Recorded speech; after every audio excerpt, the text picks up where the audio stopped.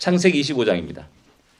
25장 19절부터 34절까지 말씀입니다. 35절까지 써갔는데 34절까지 말씀입니다. 25절, 26절까지만 교독하겠습니다.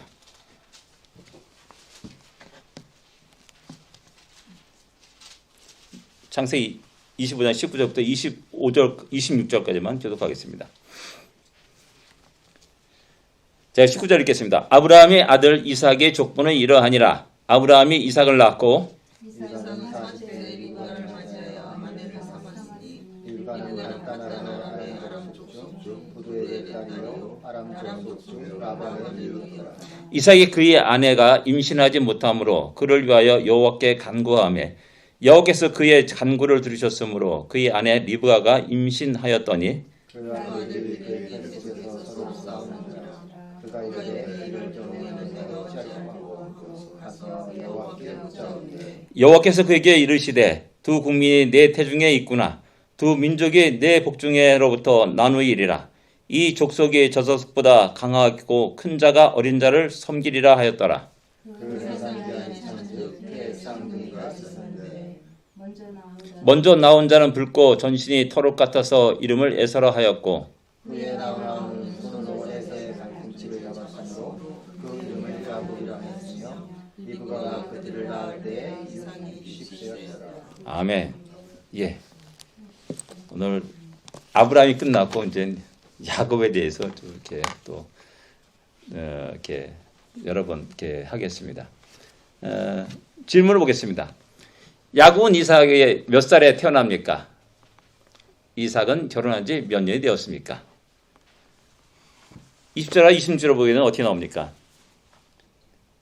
40세 리브가를 맞이했다라고 말씀하고 있고 그 다음에 26절을 보면은 낳을 때 60세였다 이렇게 말하고 있습니다. 60세에 야곱이 태어났습니다. 결혼한 지 몇 년입니까? 20년이 되었습니다. 짧은 세월이 아닙니다. 아브라함이 하란을 떠나서 75세 하란을 떠나서 이삭을 갖게 된 나이가 25년 후였습니다. 그리고 이삭은 20년 만에 야곱과 에스를 낳게 되는 겁니다. 품게 되는 겁니다. 근데 이 중간에 자식이 없으니까는 첩을 얻을 수 있고 또 그런 여러 가지 편법적인 그런 일을 할 수 있습니다. 그러나 이삭은 끝까지 이삭에 대해서는 뭐 첩을 얻었다 그런 얘기는 없습니다. 야곱과 에서 딱 둘로 끝나는 겁니다. 그래서 이삭이 참 리브가를 참 사랑했구나라는 사실을 이제 확인할 수가 있고 전통적으로 지금까지 쭉 계속해서 일부 일처제가 전통적인 신앙의 가정에서 쭉 계속 내려왔던 겁니다. 아브라함에게도 또 하갈이 있지 않느냐. 그것은 사라가 아들을 얻고 싶은 마음에 강한 욕망에 자기의 종을 그에게 첩으로 주는 그런 일 때문에 일어난 일이죠. 정식으로 결혼한 것은 아니죠. 그러니까는 아브라함은 둘째, 셋째 부인을 얻었다 그렇게 말할 수가 없는 거죠. 그 아들 이삭도 역시 마찬가지로 또 이렇게 오직 한 여자만을 사랑하면서 살았고 야곱 때는 내 부인이 있었지 않느냐라고 생각하는데 또 그것도 아니에요. 원래는 라헬을 사랑했어요. 라헬을 지극히 사랑하겠어요. 근데 라반에 속아가지고 레아죠. 레아도 와이프를 얻게 되고 라헬도 얻게 되는 겁니다. 또 하다 보니까 아들이 없어 라헬이.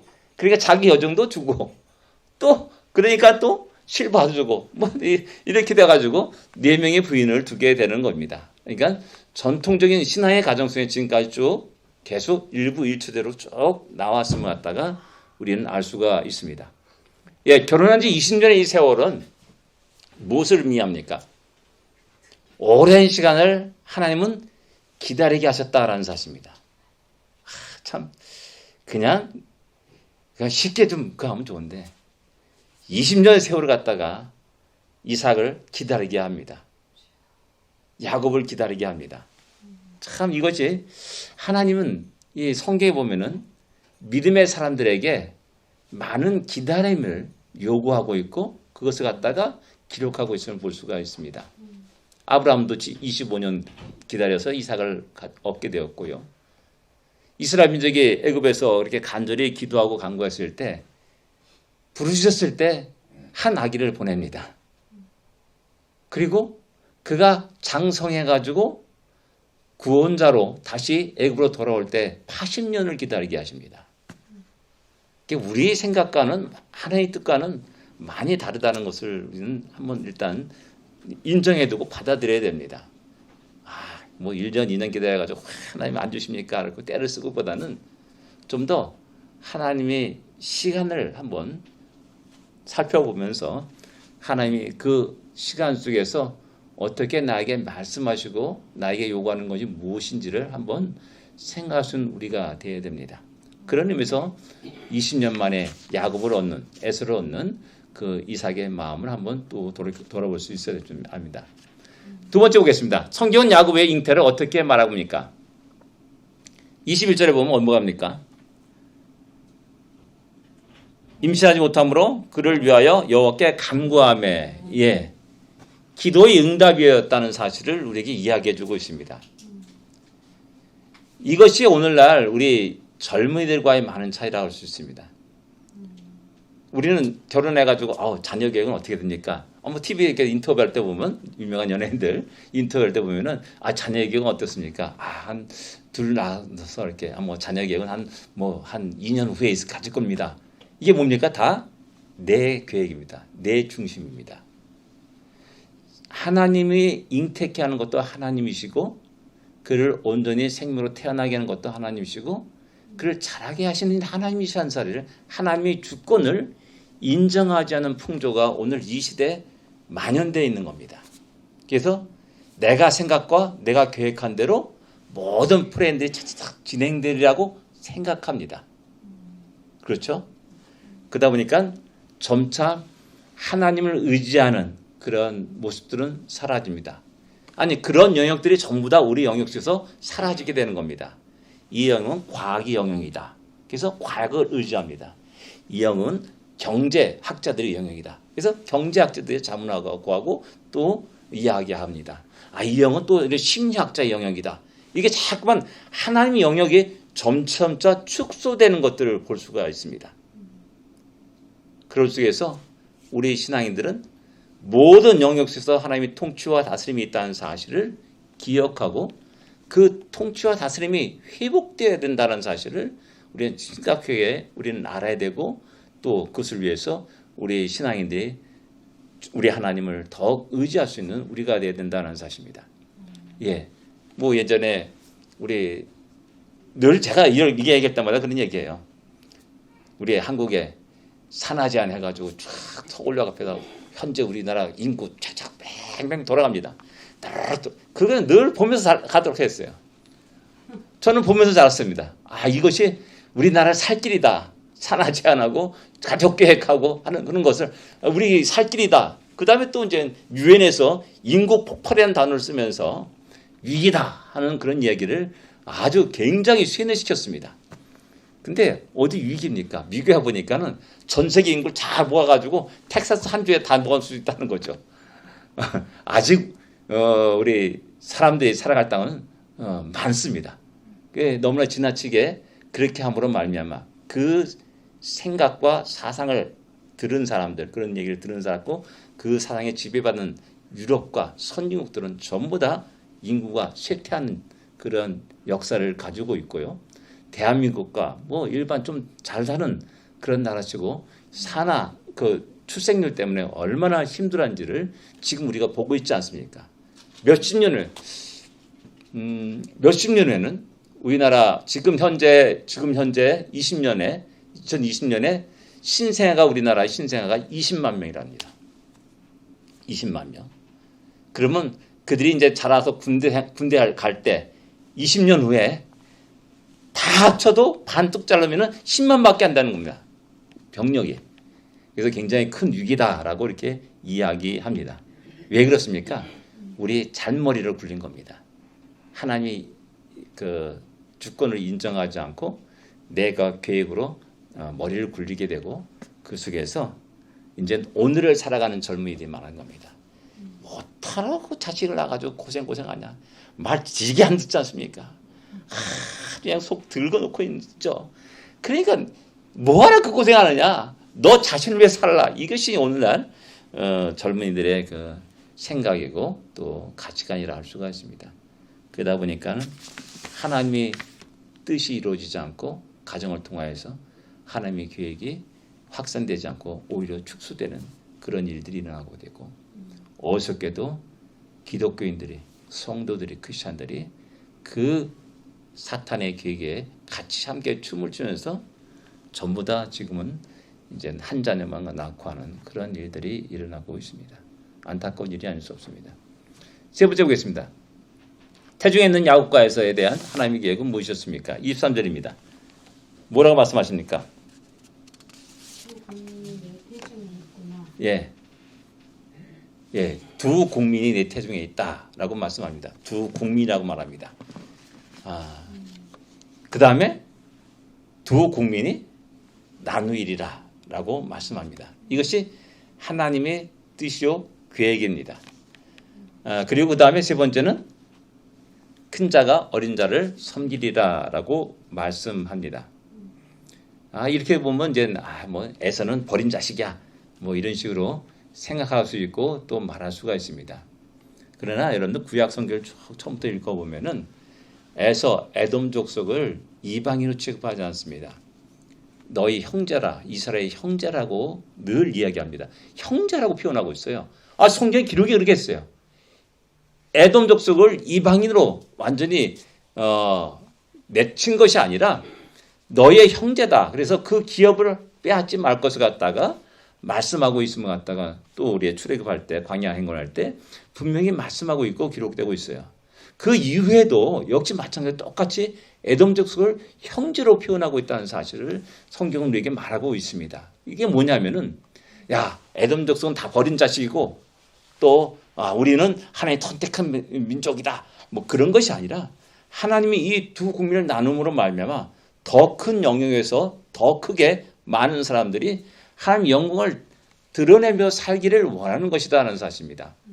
근데 우리 인간이 못돼가지고 옹졸해가지고 쪼잔해가지고 저놈은 있으면 안 돼, 저놈은 나의 원수야, 잠깐 이렇게 생각하는 겁니다. 그래서 늘 싸우는 거예요. 이것이 이제 하나님 볼 때는 그만 좀 싸우면 좋겠는데, 아니 안타까움이 있는 거죠. 예, 그런 의미에서 이 두 국민이 이렇게 나눠지는 거, 우리도 다 같이 우리 자녀들이 있지 않습니까? 형제가 있고 자매가 있고 딱 있는데 다 모두가 잘 되기를 원하는 게 부모의 마음 아닙니까? 다 개성이 다 있어, 다 달라요. 그들이 그 장점을 다 발휘하면서 이 땅에서 성공하고 하나님 영광을 드러내기를 원하는데, 형제들은 그게 아닌 것 같아요. 서로 싸우고 서로 또 많은 이렇게 미움과 시기와 질투 속에서 살아가는 그런 모습을 보여주고 있다는 사실입니다. 예. 그 네 번째 보겠습니다. 야곱과 에서의 삶의 성품은 어땠습니까? 27절과 28절에 보면 어떻게 됩니까? 에서 익숙한 사냥꾼, 익숙한 사냥꾼이라고 합니다. 들사람들, 들사람이라고 말합니다. 어떤 모습을 상상합니까? 익숙한 사냥꾼, 들사람, 멋있는 사람입니다. 야성미가 넘치는 그런 모습, 호쾌한 모습, 쪼잔한 모습도 아닙니다. 호쾌한 모습, 어떻게 보면 자유인 같은 느낌이 들고요. 아주 호탕한 모습, 뭐 누구라도 호감 갈 수 있는 그런 모습이라 할 수가 있습니다. 왜? 활을 가지고 쫙 겨누어 가지고 팍 쏴가지고 그냥 사슴 한 마리를 다 어깨에 짊어지고 사슴 한 마리를 잡았다, 야 와 뭐여 하도 쫙 나눠 먹고 가는, 얼마나 멋있습니까? 예? 그런데 중요한 것은 뭐냐면 이가 그런 모습을 보이고 있지만은 안타깝게도 그는 들사람으로서 이삭이 어머니 리브가가 행하는 모든 것들을 보지 못했다는 사실입니다. 그들이 날마다 일어나서 하나님께 제사를 드리고 하나님 경배하는 그런 모습은 이제 멀어지는 겁니다. 점차. 그가 그런 삶으로 말미암아 그의 후손 역시 똑같은 모습으로 살아가게 되는 겁니다. 한 사람이 제대로 믿음을 짓고 살아가는 것, 그것은 내 이후에 100년 후에, 200년 후에, 300년 후에 수많은 사람들이 하나님의 영광을 찬양하냐 아니면 지옥 자식이 되냐는 갈림길인 겁니다. 그래서 오늘 내가 내 자신의 삶이 중요한 겁니다. 예. 그 다음에 야곱은 어떻습니까? 야곱은 뭐라 합니까? 조용한 사람이라고 기록하고 있습니다. 조용한 사람. 얼마 조용인지 모르겠어요. 있으나 없으나 뭐 드러내지 않냐는 그런 모습일까? 그 다음에 또 조용한 사람이면서 장막에 거하였다 이렇게 기록하고 있습니다. 이것이 에서와 야곱의 어떤 그 후손의 삶의 어떤 분기점이라고 말할 수가 있습니다. 장막에 거했으니까는 야곱이 하는, 이삭이 하는 모든 모습들, 리브가 하는 모습들, 그 다음에 무엇이 가장 중요한지를 자연스럽게 보고 들었을 거라는 겁니다. 그렇기 때문에 자연스럽게 야곱은 영적인 권한, 장자권에 대한 열망을 가지게 됩니다. 야, 저 장자권 내가 가져야 되는데, 내 뺏어야겠다. 이 욕심이고 어떤 그런 것이지만은 자연스럽게 이런 아버지와 어머니의 그 신앙생활의 모습을 보면서 이 장자권이 너무나 중요하다는 사실을 알게 되는 것이고요. 그에 대한 열망을 갖게 된다는 사실입니다. 예. 그러면서 이제 부모 입장은 어땠습니까? 이삭의 입장은 어땠습니까? 이삭은 에서를 사랑했다. 좋은 맛있는 고기를 맨날 착 사냥에다 주니까 얼마나 좋아요. 그러니까 그 모습 먹으면서 에서를 지극히 사랑하는 겁니다. 왜냐하면 자기와 다른 에서의 모습을 보는 거거든요. 이삭은 어땠습니까? 우물을 빼는데 그냥 가져. 다른 데 가서 또 우물 파가지고 또 달라니까 가져. 또 우물 파고. 그냥 어떻게 보면 심히 연약한 모습. 실제 연약한 모습이었죠. 이방인데 나그네 인생을 살아가면서 수많은 어려움과 힘든 일을 맞이하게 됩니다. 근데 딱 보니까 아들 에서는 그렇지 않은 거예요. 뭔가 크게 큰 일을 이룰 수 있는 그런 사람 같아요. 지략이 뛰어나고 그러면서 나중에 진짜 큰 민족이 되고 큰 나라가 되는 저 사람은 내 아들을 통해서 그런 것을 이룰 것이 아닌가. 성품이 그래요. 하는 행동들이 그래요. 그러니까 어떻게 보면 거기에 마음이 남자로서는 그 마음이 확 쏠릴 수밖에 없습니다. 근데 안타까운 건 뭡니까? 갈등이 일어나는 거죠. 앞에 뭐라고 합니까? 큰 자가 작은 자를 섬기리라. 이렇게 말할 수가 있는데 어떻게 된 거야? 이게 어떻게 된 건가? 상당히 그 하나님의 계획과 뜻과 내 마음에 쏠리는 에서와의 그 갈등들이 일어나게 되고 그 갈등은 그 다음에 이제 그 다음에 이제 축복하는 그 장면에서 나타나게 됩니다. 그 대신에 리브가는 야곱을 사랑했다라고 이렇게 말씀합니다. 아마도 리브가 입장에서는 조용히 집안에서 잔심부를 하면서 저 물 좀 갖고 와라, 그릇 좀 갖고 와라, 절절 따라가, 엄마 이거 갖다 줘. 이런 야곱의 모습이 더 이제 마음에 갖고 또 그랬을 거라 이렇게 생각합니다. 그러니까 어떤 면에서 보면 이렇게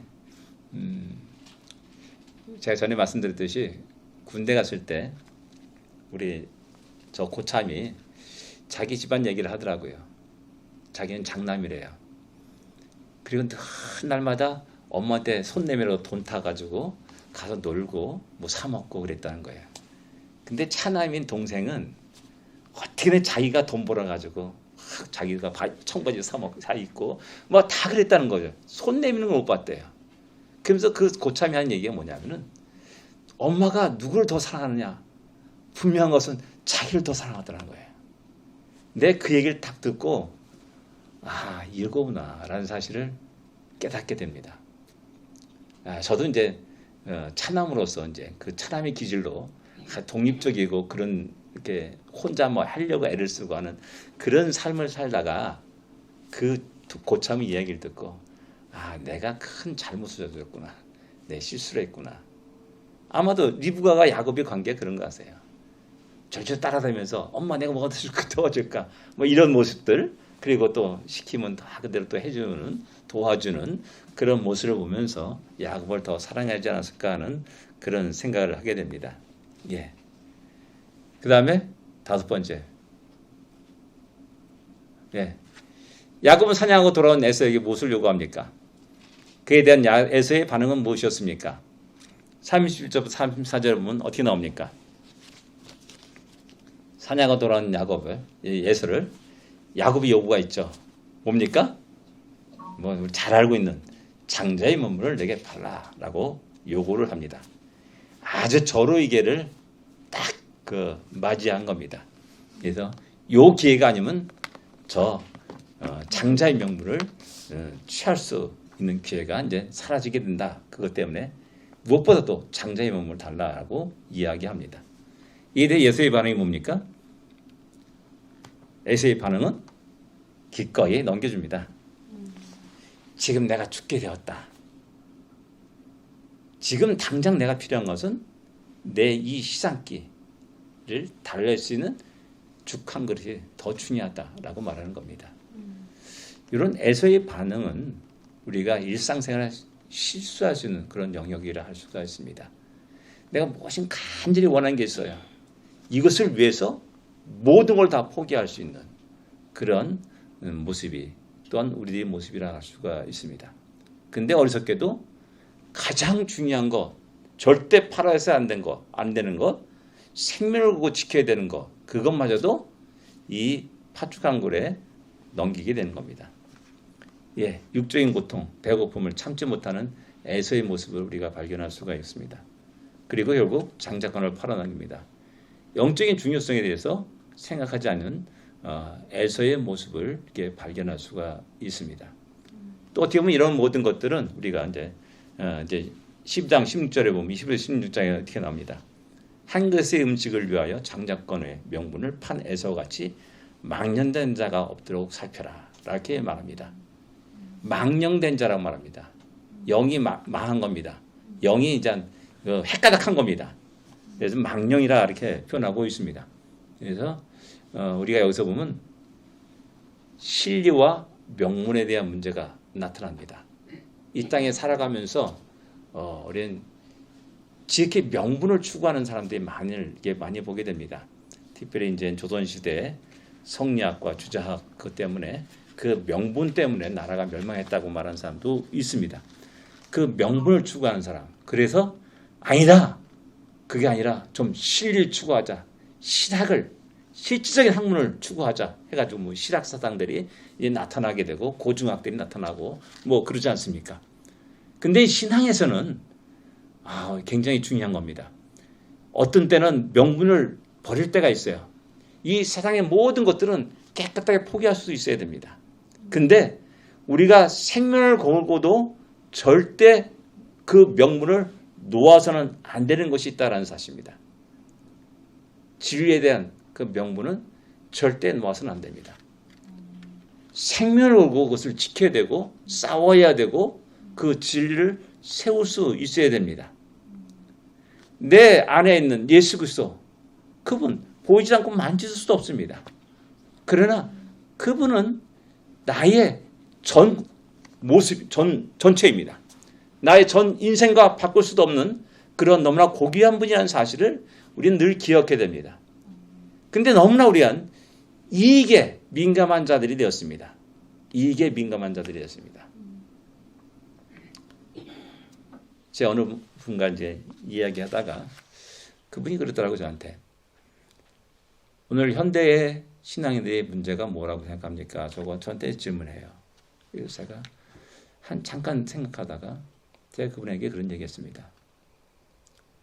요즘 현대의 성도들은, 신앙인들은 목자가 없다라고 말했습니다. 제가 이것이 문제다. 자기를 위해서 기도해주고 자기의 문제를 내려놓고 이야기하고 또 교제할 수 있는 목장이 없고 목자가 없다는 사실입니다. 그래서 목자 없는 양무리 같이 여기도 가고 저기도 가고 기웃거리고 그러면서 방황하는 모습을 많이 보여주고 있다라는 사실입니다. 이것이 오늘날 우리 신앙인들의 문제라고 볼 수가 있습니다. 여러분들 인생 속에서 저를 만난 것, 그것도 하나님의 뜻과 계획 가운데 있는 겁니다. 저를 통해서 하나님 우리 모두에게, 또 저도 여러분들 통해서 내게 말씀하시는 것이 있고, 또 배워야 될 것이 있고 깨달아야 될 것이 있습니다. 서로가 서로에게 그런 귀중한 만남과 교제의 시간인데 그런 것이 다 깨져버리는 겁니다. 깨져버리다 보니까는 어떤 현상이 나타나냐? 제대로 배우지 못합니다. 제대로 성장하지 못합니다. 제대로 먹지를 못합니다. 그냥 다 비실비실하는 겁니다. 그냥 조그만 어떤 일에 대해도 감정이 폭발하면서 확 휩쓸리게 되고 쉽게 사탄의 계계에 속아 넘어가기도 하고요. 작은 유혹과 미혹에도 쉽게 넘어가는 그러한 모습을 많이 보여주고 있습니다. 그래서 엉뚱한 일을 많이 이게 하게 되고 그렇게 됩니다. 이런 것들이 아마도 오늘날 우리 시대의 모습이 아닌가 하는 그런 생각을 하게 됩니다. 명분. 우리가 어떻게 보면 소홀히 다룰 수 있는 겁니다. 내 배고픔을 달래기는 아무 도움이 안 될 수도 있습니다. 그러나 그 명분은 우리 모두에게 너무나 귀하고 소중하다는 사실을 기억해야 됩니다. 에서는 그것을 몰랐고 야곱은 그것을 알았기에 그 명분을 취하려고 수단과 방법을 가리지 않았습니다. 그것이 또 역시 마찬가지로 하나님의 뜻과 계획을 앞서가려고 하는 그런 인간의 욕망이라고도 말할 수가 있죠. 그러나 그러한 모습 속에서 두 민족의 방향이 결정되고 있다는 사실을 우리는 알아야 됩니다. 다시 한번 우리가 오늘 야곱과 에서의 모습을 보면서 우리의 신앙생활을 한번 돌아볼 수 있기로 합니다. 한번 생각해 봅시다. 오랜 기다림을 경험한 적 있습니까? 네, 오랜 기다림. 글쎄요, 저는 이렇게 성경 읽을 때마다 기다리라, 강하고 담대히 기다리라, 이런 말씀 읽을 때마다 마음이 좀 무겁습니다. 하나님 언제까지 기다려야 됩니까? 라는 그런 기도도 종종 할 때가 있습니다. 예, 오랜 기다림 속에 하나님 내게 주시는 것은 너무나 귀하고 값진 것입니다. 시시한 것이 아닙니다. 그런 의미에서 우리가 다시 한번 기도하면서 하나님께 묻고 부르짖는 우리가 될 수 있기를 원합니다. 우리에게를 향하시는 하나님의 계획을 아십니까? 하나님 이삭에게 두 아들의 계획을 말씀하십니다. 우리 모든 한 영혼들은 우연한 존재가 아닙니다. 크고 놀라운 하나님의 뜻과 계획 가운데 있는 존재라는 사실을 우리는 기억해야 됩니다. 근데 그것을 아는 자 있고 또 모르는 자가 있습니다. 또 느지막하게 그것을 깨닫고 느지막하게 또 하나님께 헌신하는 사람도 있고 또 일찍 그것을 깨닫고 일찍 헌신의 삶을 살아가는 사람도 있습니다. 신학교 다닐 때 제가 동기한테 물어봤어요. 당신은 언제부터 이렇게 목회자가 되기를 마음 먹고 이렇게 마음 먹었냐라고 질문했을 때 그 동기가 하는 얘기가 자기는 국민학교 6학년 때 그런 마음을 갖고 그렇게 기도했다라고. 저는 깜짝 놀랐어요. 야, 이런 사람도 있구나. 6학년 때 준비해가지고 그걸 했다는 거예요. 그래, 이름은 모르겠는데 총신대 그 학장이었던 분이 이제 저희 신학교에 수련회 강사로 초청된 적이 있습니다. 근데 그분이 한 얘기가 이거예요. 자기는 어렸을 때 목회자가 되기 위해서 결단하고 기도했다. 그래서 자기는 목소리를 다듬었다 그러더라고요. 목소리를 상당히 했다. 그래서 이렇게 일찍 하나님의 뜻과 계획을 깨닫고 준비한 사람이 있고 어떤 사람은 꼴깍 생명 취하기 전에 하나님께 와가지고 주여 나를 불쌍히 해주소라고 또 기도하는 사람이 있습니다. 다 하늘나라 가는 건 맞습니다. 그러나 한 사람은 자기 전 생애를 주 앞에 드리는 사람이 있고 한 사람은 순간 넘어간 몇 분 그걸 하나님께 드리는 사람이 있는 겁니다. 예, 그런 의미에서 또 우리는 약간 좀 달리 생각해 볼 필요가 있고요. 또 제가 전에 말씀드렸듯이 어떤 마약 왕이 자기 죽을 때 전 재산을 사회에 헌신하면서 탁 내놓겠다 그래요. 그런 사람들은 우리는 박수를 칩니다. 근데 그건 과연 박수 받을 건 일인가? 그가 수십 년 동안 마약을 판매하면서 수십만의 사람들을 타락시켰다는 거예요. 과연 자기의 전 재산과 그 영혼들과 바뀔 수 있냐는 겁니다. 그런 걸 봐야 되는데 우린 그 사람의 전 재산을 드렸다는 그 하나만 가지고 박수치고 좋아하는 사람이 있다는 겁니다. 마찬가지예요. 마지막에 예수 믿고 천국 가는 거 오케이 좋아요. 그러나 그 자신이 전생의 70년 80생활 속에서 얼마나 많은 사람들을 낙심시키고 얼마나 많은 사람을 지옥불에 던지게 하고 하는 그런 것들을 한번 생각해보면 두려운 겁니다. 그래서 일찍 예수 믿고 하나님의 뜻과 계획을 알고 살아가는 것이 얼마나 중요한지를 우리는 알아야 됩니다. 그래서 어렸을 때부터 하나님을 섬기는 법들을 가르치고 배우게 하는 것 너무나 중요한 겁니다. 세 번째, 우리의 성품에 대한 감사가 있습니까? 예. 나는 왜 이럴까? 야곱과 에서의 성품이 완전히 다릅니다. 자책하는 사람이 있습니다. 이 바보 같은 짓입니다. 왜? 이런 성품 주신 것도 감사한 겁니다. 다 모든 사람들이 장점과 약점이 다 있습니다.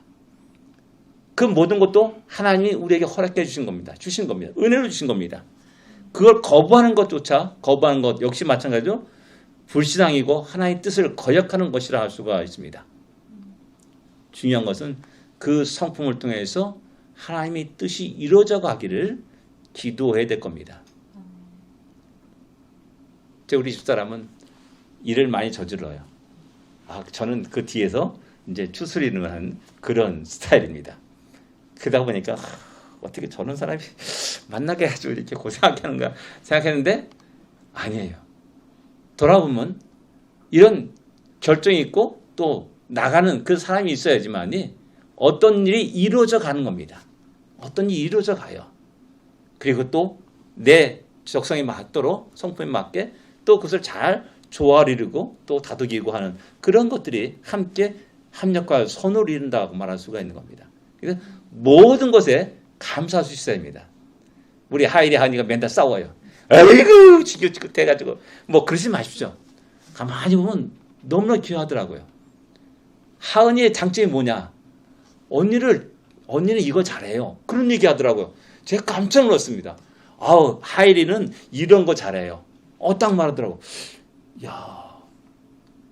그런 것을 보면서 또 하은이의 독특한 어떤 장점들을 보게 되고 또 하이리의 장점들을 보게 되는 겁니다. 우리는 그 장점을 보면서 그 장점들이 잘 하나님께 다듬어지고 또 개발되고 또 드려질 수 있기를 위해서 기도해야 되는 겁니다. 우린 자꾸만 저 성품을 고쳐야 되는데 이렇게 생각하지 마십시오. 성품이 고쳐지는 게 아니라 우리 신앙의 인격이 고쳐져야 되는 겁니다. 어떤 성격과 어떤 성품도 하나님 주신 것이 감사해야 됩니다. 그러나 그 성격과 성품을 다루는 것은 내 인격의 문제입니다. 내 인격의 문제. 그래서 내 인격의 문제가 있는 거지 성품과 성격의 문제 있는 것은 결코 아니라는 사실을 우리는 기억해야 됩니다. 네 번째, 우리가 생명을 걸고 지켜야 할 것이 있습니까? 우린 그것을 얼마나 중요하게 여기며 또 그것을 지키고 있습니까? 우리 신앙인의 한국인의 전통은 그렇습니다. 주의를 지키라는 거.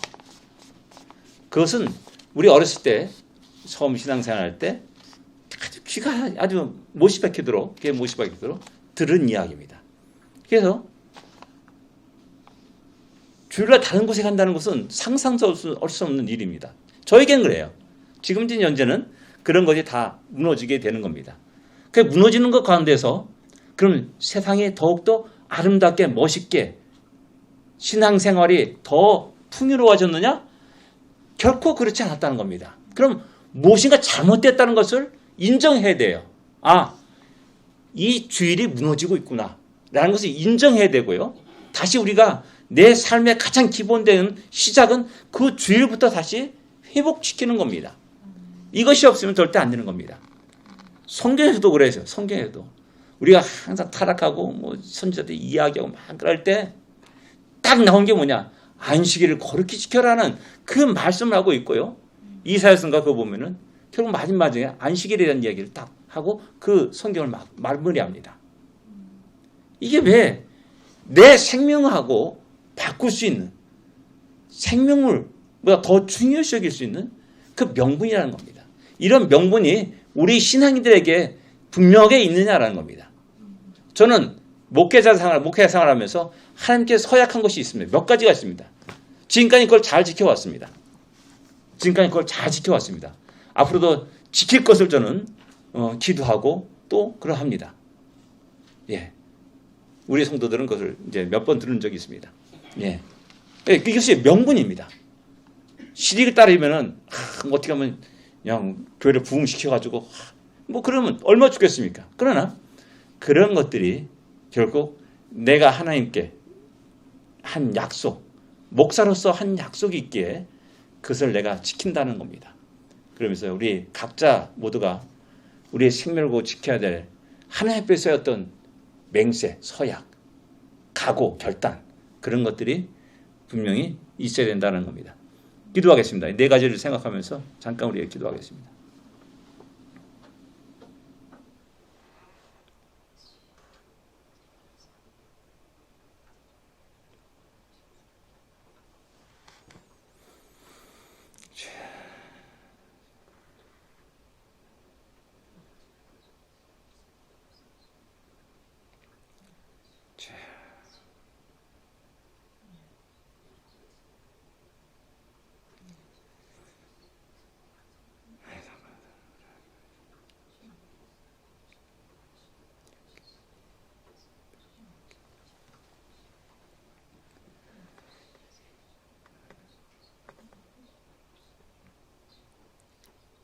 이 밤도 우리와 함께 하심을 감사합니다.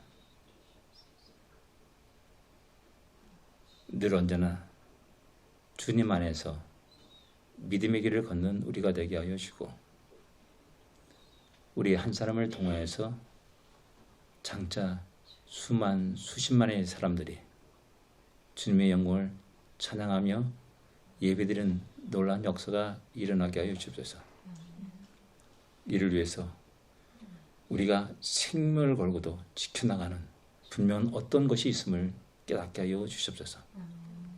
하나님 그 믿음을 잃지 않게 하시고 변질되지 않고 인도하여 주시옵시며 굳게 지키고 나가고 또한 우리 자녀들에게 우리 후손들에게 그 믿음을 이야기할 수 있고 전할 수 있는 우리 모두가 되게 하여 주시옵소서.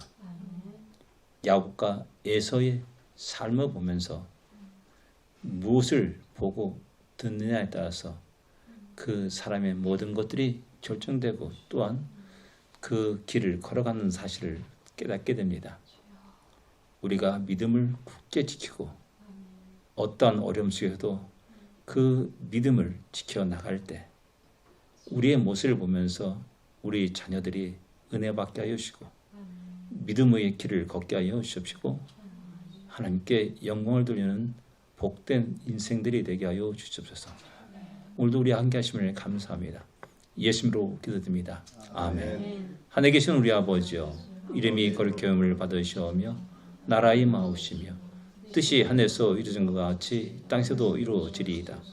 오늘날 우리에게 일용할 양식을 주옵시고 우리가 우리에게 죄진 자를 사하여 준 것 같이 우리 죄를 사하여 주옵시고 우리를 시험에 들지 말게 하옵시며 다만 악에서 구하옵소서. 되게 나라와 권세와 영광이 아버지께 영원히 있사옵나이다. 아멘. 감사합니다. 늘 승리하십시오. 우리 집사님이 뭐를 사갖고 오셨는데요?